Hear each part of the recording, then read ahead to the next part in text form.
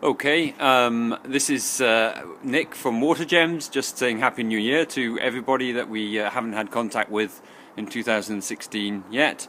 This is our yard, not tremendously exciting, especially in mid-January. My van getting loaded up for a job in Kilmarnock to do some pond work, and all stone barrows, various things that we have in our yard for all the work that we do.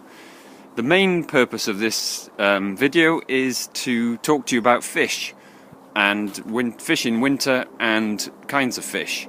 And in this very unprepossessing looking tank here with a certain amount of ice on it, actually, now I've just realised, there are some Golden Orfe.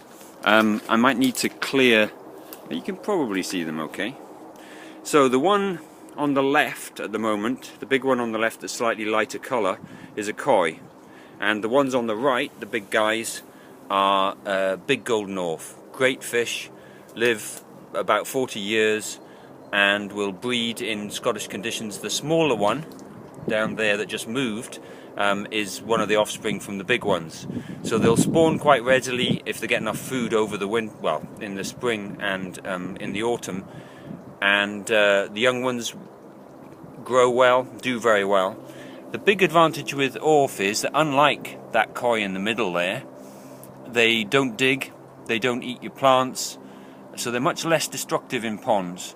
They're also, although they don't look it in there, the same length of Orfe will be about half the weight of a big koi, so they don't produce anything like as much waste. Also, oddly, they're tougher.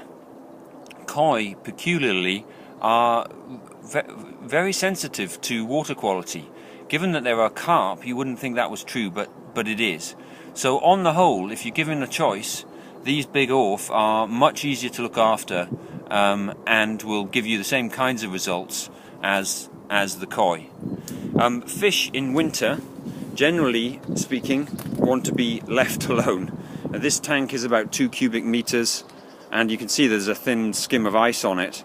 They want to just sit in cold water, ideally not with a pump on, without the water moving over them, so that they can just sit in still water, maintain the kind of body temperature that they've got. Obviously they're cold-blooded, so they're the same temperature as the water. What they don't like is being moved, which we've had to do to these fish. These fish are being held while we do some work on the pond, and actually I'm going to take some of them back today. So they don't like being moved, they don't desperately like moving water. So normally you would probably switch a filter and pump off, which is what I've done here, certainly. The only exception would be in a very, very hard winter when you get lots of ice, and eventually ice on a pool will seal the fish in and they'll run out of oxygen. So in those circumstances you would want to put a pump on, keep the filter running, just to keep it ice free. These guys at the moment certainly look perfectly okay, look very well, and should hopefully move today and do well.